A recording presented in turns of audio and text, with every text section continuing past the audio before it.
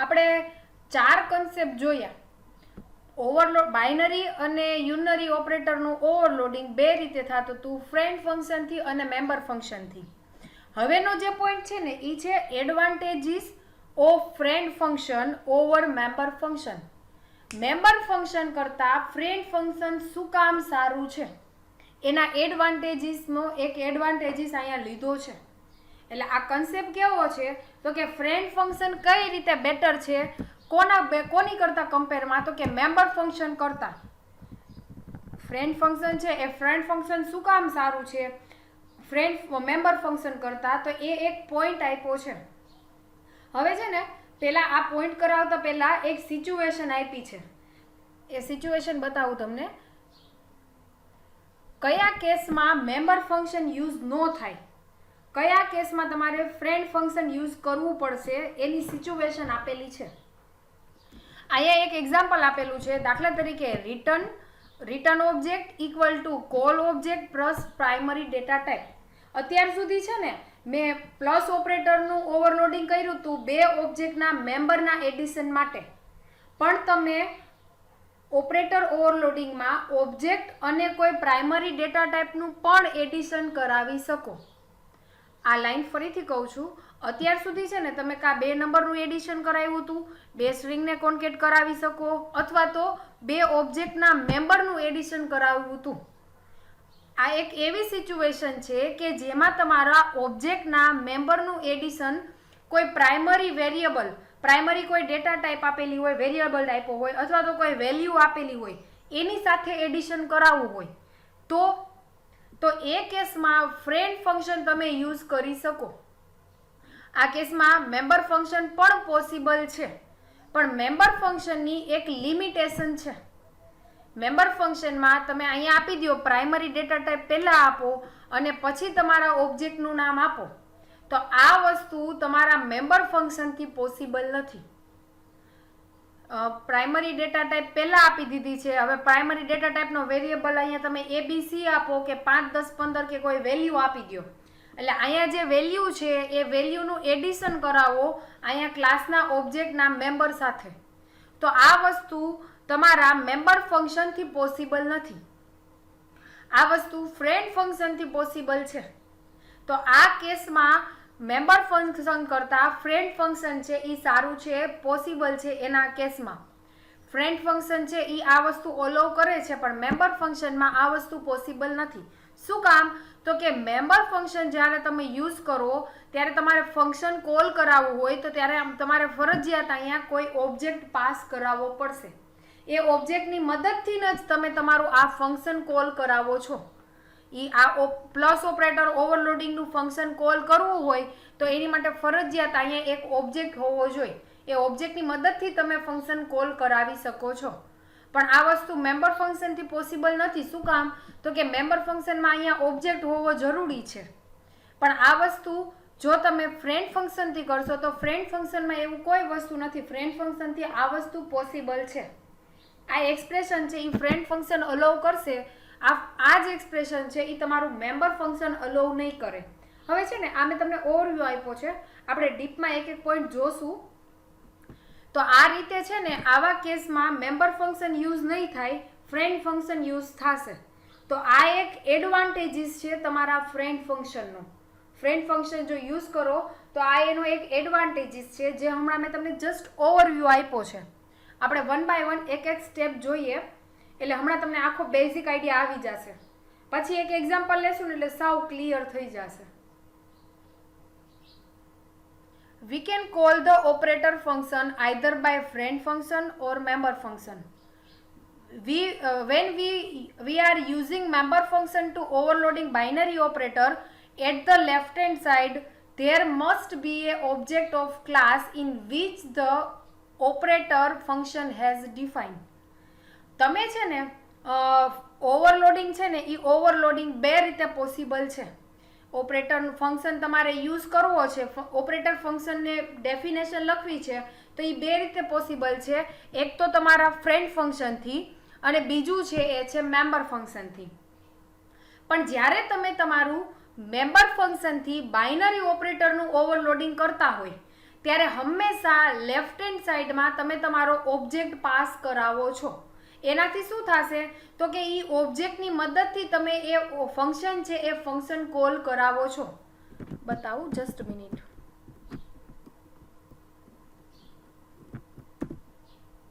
એ છે ને આનું ડિસ્કશન કર્યું છે. જ્યારે તમે બાઇનરી ઓપરેટરનું ઓવરલોડિંગ કરો છો મેમ્બર ફંક્શનથી ત્યારે તમારે આ સાઈડ હંમેશા એક ઓબ્જેક્ટ જ પાસ કરાવવાનો છે. એ ઓબ્જેક્ટની મદદથી આ તમારું ફંક્શન છે એ ફંક્શન કોલ થશે અને આર્ગ્યુમેન્ટમાં શું પાસ કરશે R2 ને. ચલો આ પોઈન્ટ પહેલો ખ્યાલ આવ્યો કે હજી એકવાર કહું. એટલે બાઇનરી ઓપરેટરનું ઓવરલોડિંગ કરતા હોય મેમ્બર ફંક્શનથી ત્યારે લેફ્ટ હેન્ડ સાઈડમાં હંમેશા ક્લાસનો ઓબ્જેક્ટ જ પાસ કરાવવો પડશે. એ ક્લાસના ઓબ્જેક્ટની મદદથી તમે એ ઓવરલોડિંગ ફંક્શન કોલ કરાવો છો, જે આપણે નેક્સ્ટ આગલા લેક્ચરમાં ડિસ્કસ થઈ ગયા તો કરી ગયા છીએ. તો આ કન્સેપ્ટ ખ્યાલ આવ્યો, પહેલો પોઈન્ટ ખ્યાલ આવ્યો, yes or no?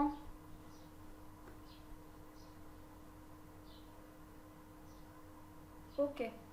Consider the case of the operator overloading in which one operand is object type, which method we have to call for a overloading, and another operand is a primary data type.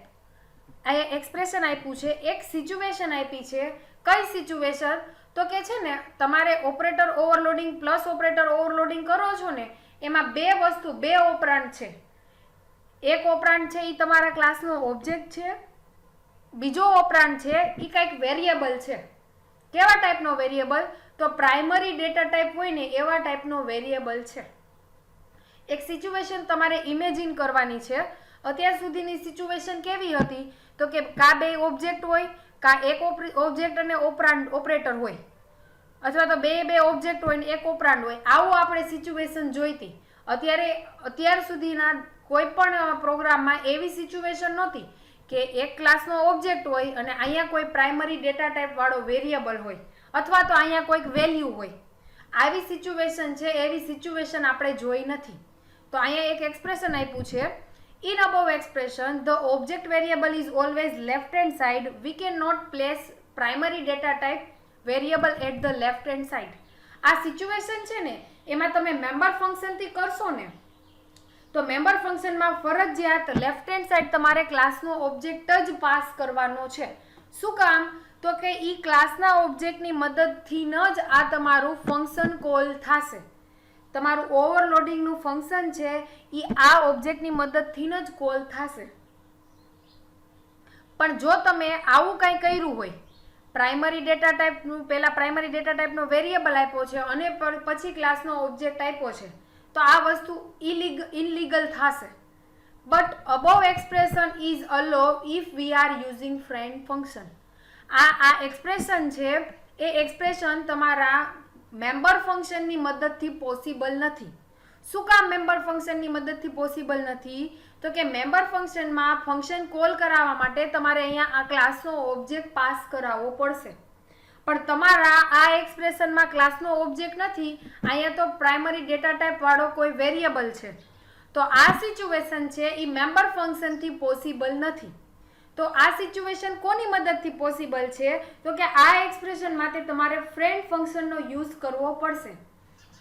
During implementing friend function we are using function overloading to write a definition of about operator function. હવે શું કરવાનું? તો કે આ વસ્તુ આપણે કરી લીધી છે. ફ્રેન્ડ ફંક્શનની મદદથી આપણે શું કરશું? તો કે આ પ્લસ ઓપરેટરનું ઓવરલોડિંગ કરશું અને આપણે શું કરશું? તો કે આપણા ફંક્શનની ડેફિનેશન છે એ ડેફિનેશન લખશું, જે આપણે ઓલરેડી ફ્રેન્ડ ફંક્શનનું જોઈ ગયા છે. એમાં છે ને આર્ગ્યુમેન્ટમાં ચેન્જીસ આવશે, બાકી પ્રોગ્રામ ને એ બધું કન્સેપ્ટ છે ને એ કન્સેપ્ટ સેમ છે. In above operator function we are first passing object variable and then passing primary data type variable. So when we are using above first method to call operator function, then this function is called. હવે છે ને આ બે અલગ અલગ ઓપરેટરનું બે example આપ્યા છે. હવે દાખલા તરીકે તમે છે ને બે અલગ અલગ ફંક્શન બનાવ્યા છે. એક ફંક્શન છે ને એમાં પહેલી આર્ગ્યુમેન્ટ છે એ ઓબ્જેક્ટ છે અને બીજી આર્ગ્યુમેન્ટ પ્રાઇમરી ડેટા ટાઈપ છે. બીજું ફ્રેન્ડ ફંક્શન છે ને એમાં પહેલી આર્ગ્યુમેન્ટ પ્રાઇમરી ડેટા ટાઈપ છે બીજી આર્ગ્યુમેન્ટ છે એ તમારું ફંક્શન ક્લાસનો ઓબ્જેક્ટ છે. તો જ્યારે તમે શું કરશો તો કે જ્યારે તમે ક્લાસનો ઓબ્જેક્ટ પાસ કરો અને પછી પ્રાઇમરી ડેટા ટાઈપ પાસ કરો ત્યારે તમારું પહેલા નંબરનું ફંક્શન કોલ થશે. પણ જ્યારે તમે પહેલા પ્રાઇમરી ડેટા ટાઈપ આપી હોય અને પછી ઓબ્જેક્ટ આપ્યો હોય તો એ ટાઈમે તમારું બીજું ફંક્શન કોલ થશે. ઇન કેસ આ 2 પોઈન્ટ ખ્યાલ ન આવે તો એનું હમણાં એક્ઝામ્પલ છે. સેકન્ડ પોઈન્ટ છે ને એ મેં હમણાં સમજાવી દીધો, પણ ઇન કેસ નો ખ્યાલ આવે તો હમણાં જો આ એક્ઝામ્પલમાં આવશે કયા ટાઈમે કયું ફંક્શન કોલ થાય એ હમણાં હું તમને કહું. તો અત્યાર સુધીમાં ખ્યાલ આવ્યો તો કે કઈ સિચ્યુએશનમાં મેમ્બર ફંક્શન પોસિબલ નથી, કઈ સિચ્યુએશનમાં ફ્રેન્ડ ફંક્શન ઈ સોલ્યુશન લાવશે, એ પ્રોબ્લેમ સમજાણો.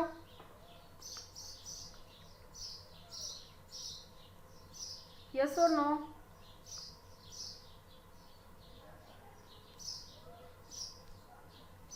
આ ખ્યાલ આવ્યો? કઈ સિચ્યુએશનમાં મેમ્બર ફંક્શન વર્ક નહીં થાય તો કે આવા ટાઈપનું એક્સપ્રેશન હશે ને તો મેમ્બર ફંક્શન વર્ક નહીં કરી શકે. ક્લિયર છે? આવા ટાઈપનું હાઇલાઇટ કરેલું એક્સપ્રેશન હોય તો મેમ્બર ફંક્શન વર્ક નહીં કરી શકે. શું કામ? તો કે મેમ્બર ફંક્શનને ફંક્શન કોલ કરાવવા માટે પહેલાં એક ક્લાસના ઓબ્જેક્ટની જરૂર પડે, જે અહીંયા ક્લાસનો ઓબ્જેક્ટ નથી, અહીંયા કોઈ વેરિયેબલ આપેલો છે. તો વેરિયેબલની મદદથી તમે આ ફંક્શન છે એ ફંક્શનને કોલ ન કરાવી શકો. એની માટે ફરજિયાત ક્લાસના ઓબ્જેક્ટની જરૂર પડે. ઈ કોની માટે? તો કે મેમ્બર ફંક્શન માટે એ રૂલ્સ છે. ફ્રેન્ડ ફંક્શન માટે આ બે વસ્તુ પોસિબલ છે. બતાવું એક્ઝામ્પલ. મારા ક્લાસ છે એ ક્લાસનું નામ આપ્યું છે રેક્ટેંગલ. એની અંદર 3 મેમ્બર છે, લેન્થ, વિડ્થ અને એરિયા. પબ્લિક સેક્શનમાં 4 ફંક્શન છે. એકચ્યુઅલી 2 ફંક્શન છે એ નોર્મલ ફંક્શન છે, 2 ફંક્શન છે એ ફ્રેન્ડ ફંક્શન છે. 2 ફંક્શન છે એ રીડ મેથડ અને પ્રિન્ટ છે અને પછીના 2 છે એ મારા પ્લસ ઓપરેટરના ઓવરલોડિંગના ફંક્શન છે. આ ફ્રેન્ડ કીવર્ડ, આ રેક્ટેંગલ છે એ ફંક્શનની રિટર્ન ટાઈપ, ઓપરેટર કયા ઓપરેટરનું ઓવરલોડિંગ કરવું છે તો કે પ્લસ ઓપરેટરનું, તો અહીંયા એ ઓપરેટરનો સિમ્બોલ. હવે એના આર્ગ્યુમેન્ટમાં મેં 2 આર્ગ્યુમેન્ટ પાસ કરાવેલી છે. પહેલું છે એ છે ક્લાસનો ઓબ્જેક્ટ છે રેક્ટેંગલ ક્લાસનો, અને બીજું છે એ છે તમારી પ્રાઇમરી ડેટા ટાઈપ. બીજું ફ્રેન્ડ ફંક્શન છે એમાં પહેલા પ્રાઇમરી ડેટા ટાઈપ આપી છે અને પછી મેં મારું ક્લાસનો ઓબ્જેક્ટ પાસ કરાવેલો છે. તો જોઈએ કયા ટાઈમે કઈ વસ્તુ કોલ થાય. પહેલા મેં રીડ મેથડથી લેન્થ અને વિડ્થ છે એ યુઝર પાસેથી ગેટ કરાવી છે અને પ્રિન્ટ મેથડની મદદથી લેન્થ અને વિડ્થ અને એરિયા આમાં છે ને આ લાઈન એડ કરી છે. જે યુઝરે લેન્થ અને વિડ્થ એન્ટર કરી છે એ લેન્થ અને વિડ્થનું મલ્ટિપ્લિકેશન કરી અને આન્સર એરિયા નામના વેરિયેબલમાં સ્ટોર થશે અને એ એરિયાને પણ હું પ્રિન્ટ કરાવું છું. એટલે પ્રિન્ટ મેથડમાં ઓટોમેટિક 3 લાઈન પ્રિન્ટ થશે, તમારી લેન્થ, વિડ્થ અને તમારો એરિયા. જોઈએ ફ્રેન્ડ ફંક્શનની બોડી છે. આ ફંક્શન એક્ઝિક્યુટ કરી અને રેક્ટેંગલ ક્લાસનો ઓબ્જેક્ટ રિટર્ન કરશે. નેક્સ્ટ છે આ ફંક્શન છે એ ફંક્શનમાં 2 આર્ગ્યુમેન્ટ છે. કયા ટાઈપની આર્ગ્યુમેન્ટ? તો કે પહેલી તો રેક્ટેંગલ ક્લાસનો ઓબ્જેક્ટ જ છે, બીજી તો કે કોઈ પ્રાઇમરી ડેટા ટાઈપ ઇન્ટીજર એ છે. હવે મારે શું કરવાનું છે તો કે યુઝરે જે રેક્ટેંગલ ક્લાસનો ઓબ્જેક્ટ પાસ કરાવેલો છે એ રેક્ટેંગલ ક્લાસના ઓબ્જેક્ટ માટે જે લેન્થ છે એ લેન્થનું એડિશન કરાવો એ સાથે. આ જે રેક્ટેંગલ ક્લાસના ઓબ્જેક્ટની વિડ્થ છે એ વિડ્થનું એડિશન કરાવો યુઝરે જે એ પાસ કરાવેલા છે એની સાથે. આ આન્સર છે એ શેમાં સ્ટોર થશે તો કે ટેમ્પમાં સ્ટોર થશે. એ ટીએમપી શું છે તો કે ટીએમપી પોતે રેક્ટેંગલ ક્લાસનો ઓબ્જેક્ટ છે. એટલે ટીએમપીના લેન્થ, ટીએમપીના વિડ્થમાં આ બેનું એડિશન કરી અને સ્ટોર થશે આન્સર, અને રિટર્નમાં ટીએમપી રિટર્ન કરાવે છે. આ સેમ વસ્તુ આર્ગ્યુમેન્ટ મેં ચેન્જ કર્યા. વસ્તુ સેમ છે, આર્ગ્યુમેન્ટ ચેન્જ કર્યા. પહેલાં મેં મારું ઇન્ટીજર આપ્યો છે અને પછી મેં મારો રેક્ટેંગલ ક્લાસનો ઓબ્જેક્ટ પાસ કરાવ્યો છે. જોઈએ આપણે કઈ રીતે થાય છે. ઓકે, ઇન્ટીજર મેઇનમાં રેક્ટેંગલ ક્લાસના 3 ઓબ્જેક્ટ ક્રિએટ કર્યા છે, R1, R2 અને R3. R1 dot read method call કરાવેલી છે. R1 dot read method call કરાવેલી છે. એટલે રીડ મેથડમાં શું છે તો કે રીડ મેથડમાં આવા ટાઈપનું કોડિંગ છે. આ રીડ મેથડમાં શું છે તો કે લેન્થ અને વિડ્થ યુઝર પાસેથી એન્ટર કરાવવાની છે. પણ એ લેન્થ અને વિડ્થ શેમાં સ્ટોર થશે તો કે R1 ના લેન્થ અને વિડ્થમાં સ્ટોર થશે.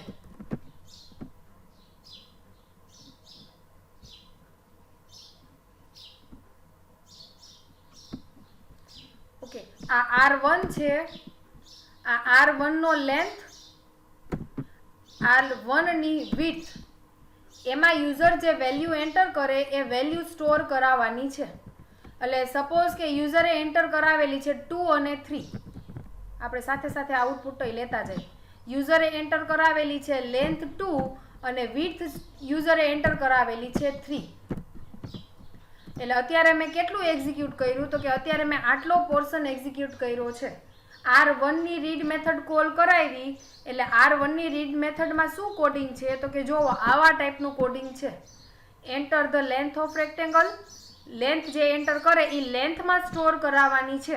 પણ ક્વેશ્ચન થાય કોની લેન્થ તો કે આ રીડ મેથડ કોની મદદથી કોલ થયું છે તો કે જુઓ રીડ મેથડ છે ને એ કોલ થયું છે પણ કોની મદદથી તો કે રીડ મેથડ R1 ની મદદથી કોલ થયું છે. R1 શું છે તો કે R1 પોતે રેક્ટેંગલ ક્લાસનો એક ઓબ્જેક્ટ છે. તો R1 ના લેન્થ અને R1 ની વિડ્થ છે એ આવા ટાઈપની કંઈક મેં સ્ટોર કરાવેલી છે અત્યારે. પછી તો કે પછી મેં આવા ટાઈપનું ફંક્શન કોલ કરાવેલું છે. કયું તો કે પહેલા મેં R1 પાસ કર્યા છે પ્લસ કરી અને 5 પાસ કરાવેલું છે. એટલે તમારું એક ફંક્શન ઓવરલોડિંગ છે એ એક ફંક્શન કોલ થશે.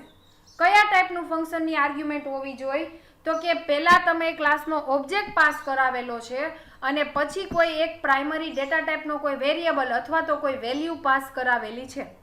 તો આ લાઈનમાં કયું ફંક્શન કોલ થશે કોઈ મને કહેશે? પહેલા નંબરનું કે બીજા નંબરનું? પહેલા ક્લાસનો ઓબ્જેક્ટ છે અને પછી પાસ કર્યા છે 5. 5 એટલે ઇન્ટીજર. તો પહેલું ફંક્શન કોલ થશે કે બીજું overloading function? First. Very good. આ ફર્સ્ટ ફંક્શન કોલ થશે. હવે ફર્સ્ટ ફંક્શનમાં શું છે તો કે ફર્સ્ટ ફંક્શનમાં પાસ કરાવ્યું છે R1 અને બીજું શું પાસ કરાવેલું છે તો કે બીજું પાસ કરાવેલું છે 5. R1 અને 5 પાસ કરાવેલા છે એટલે તમને ઓટોમેટિક અહીંયા આવી જશે R1 અને અહીંયા આવી જશે 5 એટલે એની વેલ્યુ થઈ 5. હવે જુઓ આ એક્સપ્રેશન કયા ટાઈપનું બનશે તો કે R ડોટ લેન્થ. એટલે R ડોટ લેન્થ એટલે મારા કેસમાં R કોણ છે તો કે મારા કેસમાં R એટલે R1 છે. તો R1 ની લેન્થ કેટલી છે તો કે 2 છે. R1 ની વિડ્થ કેટલી છે તો કે 3 છે.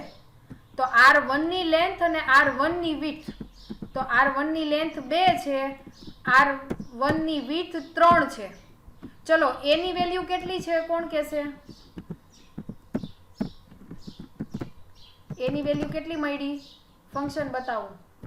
ચલો એની વેલ્યુ કેટલી મળશે હવે આમાં?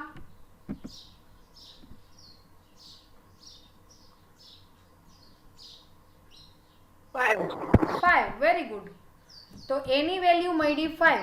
તો આ ફંક્શનમાં મેં શું કર્યું છે તો કે રેક્ટેંગલ છે એ રેક્ટેંગલ ક્લાસનો ઓબ્જેક્ટ R છે પણ મેં ફંક્શન કોલ કરાવ્યું ત્યારે મારું R1 પાસ થયું. R1 ની લેન્થ અને વિડ્થ મેં અહીંયા લખી છે. હવે એની વેલ્યુ આવી 5 તો અહીંયા પ્લસ થશે 5. ચલો આન્સર કેટલો આવશે?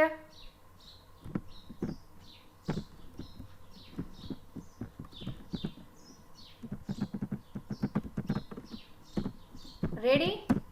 ખોટું કર્યું કાંઈ? રેડી છે આ? Yes or no?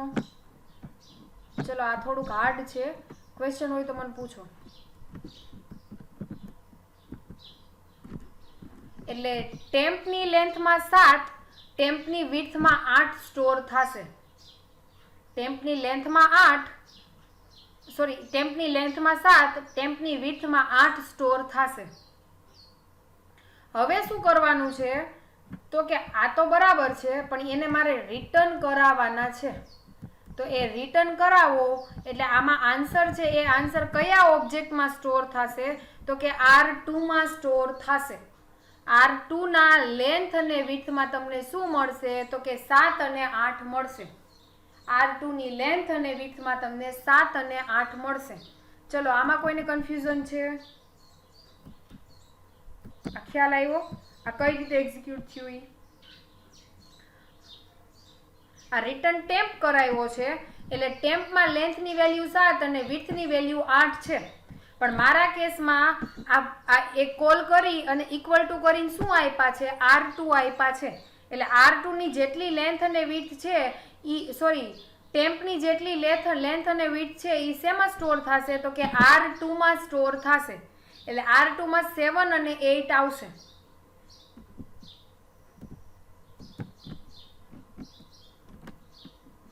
R2 7 અને 8. ઓકે 7 શું છે તો કે 7 છે એ એની લેન્થ છે અને 8 છે એ એની વિડ્થ છે.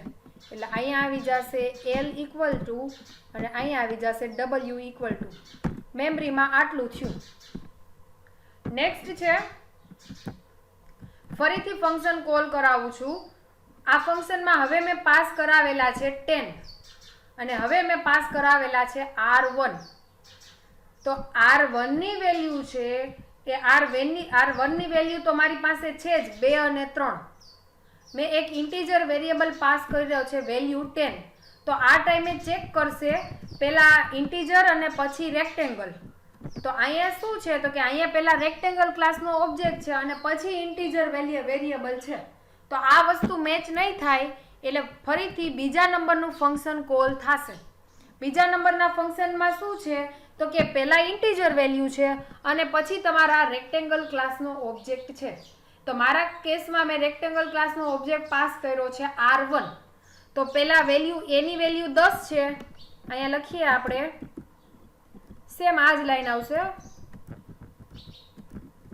થોડોક ચેન્જીસ આવશે.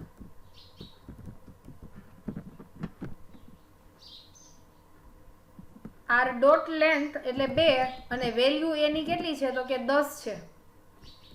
તો અહીંયા આવી જશે 12. આ સેમ વસ્તુ આની માટે લેન્થનું કર્યું, હવે મેં કર્યું વિડ્થનું.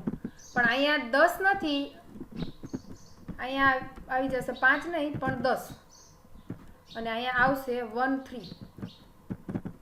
આ કોના આવ્યા તો કે આ 2 અને 3 કોના છે તો કે પેલા 2 અને 3 કોના પાસ કરાવવાના છે તો કે 2 અને 3 છે એ R1 ના પાસ કરાવવાના છે.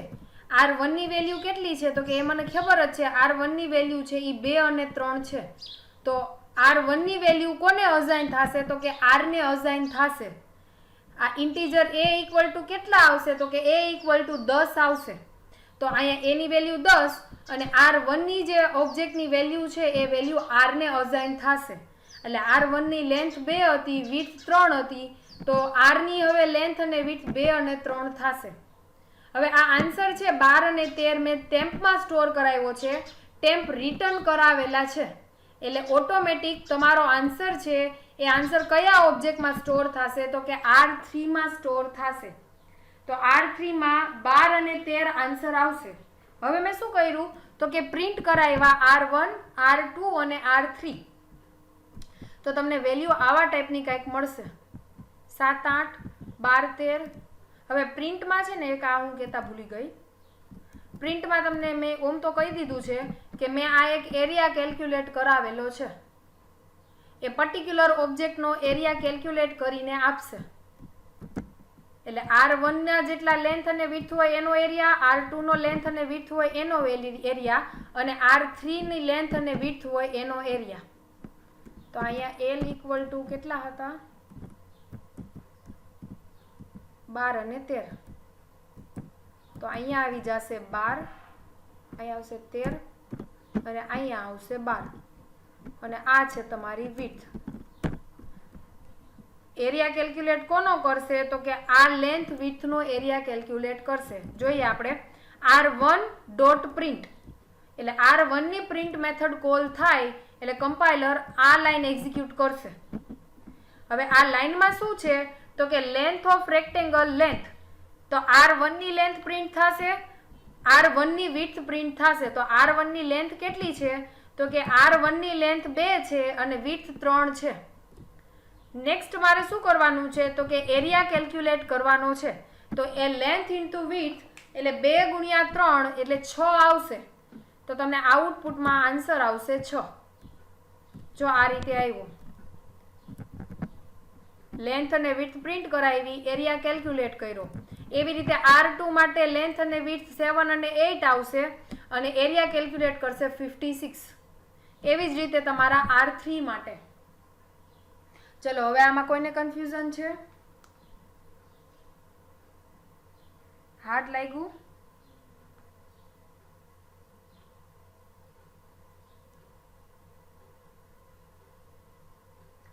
આ કન્ફ્યુઝન છે, આમાં ક્વેશ્ચન છે, આમાં નો સમજાણું?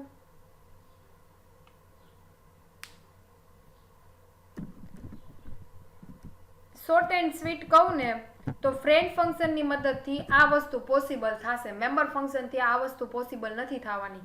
શું કામ? તો કે મેમ્બર ફંક્શનમાં આ લેફ્ટ હેન્ડ સાઈડ તમે r1 લખો ને એ હંમેશા ઓબ્જેક્ટ જ હોવો જોઈએ. અહીંયા મારા કેસમાં અહીંયા 10 પાસ કરાવેલા છે ઇન્ટીજર વેરિયેબલ, તો આ વસ્તુ મેમ્બર ફંક્શનથી પોસિબલ નથી, પણ આ સેમ વસ્તુ ફ્રેન્ડ ફંક્શનથી પોસિબલ છે. આ મેં આવો એક્ઝામ્પલ લીધો છે, તમે કંઈક નોર્મલ બીજો એક્ઝામ્પલ લ્યો તોય ચાલે.